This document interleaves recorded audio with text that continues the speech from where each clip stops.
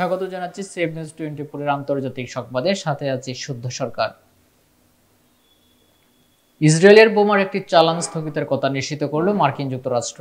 গাজার সর্বদক্ষিণাঞ্চলীয় মিশর সীমান্তবর্তী শহর রাফায় বড় ধরনের স্থল অভিযানে ওইসব বোমা ব্যবহার করতে পারে ইসরায়েল, এমন আশঙ্কায় গত সপ্তাহে চালানটি স্থগিত করে বাইডেন প্রশাসন।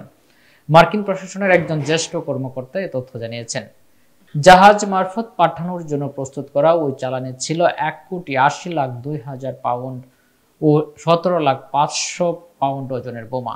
মার্কিন ওই কর্মকর্তা আরও জানান, রাফায় বেসামরিক লোকজনের মানবিক চাহিদা নিয়ে যুক্তরাষ্ট্রের উদ্বেগ পুরোপুরি বিবেচনায় নেয়নি ইসরায়েল।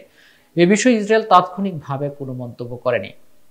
হোয়াইট হাউস প্রশাসনের ওই কর্মকর্তা আরও জানান, যুক্তরাষ্ট্রের অবস্থান, রাফায় ইসরায়েলের বড় রকমের স্থল অভিযান চালানো উচিত হবে না, কেননা সেখানে 10 লাখের বেশি ফিলিস্তিনি আশ্রয় নিয়ে আছেন, তাদের অন্যত্র যাওয়ারও সুযোগ নেই।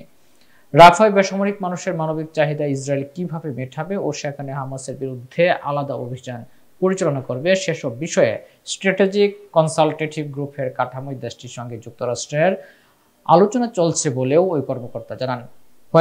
হোয়াইট হাউসের জ্যেষ্ঠ ওই কর্মকর্তা আরও জানান, আলোচনা এখনো চলছে এবং উদ্বেগকে পুরোপুরি বিবেচনায় আনা হয়নি তাদের কাছে।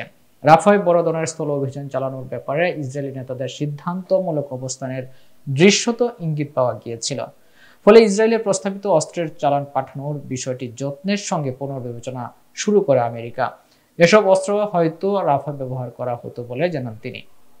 এই ছিল এখনকার মতো আন্তর্জাতিক সংবাদ। এছাড়া দেশ বিদেশের সবশেষ সংবাদ জানতে চোখ রাখুন সেভ নিউজ 24 পর্দায়। ধন্যবাদ সকলকে আয়োজনে সাথে থাকার জন্য।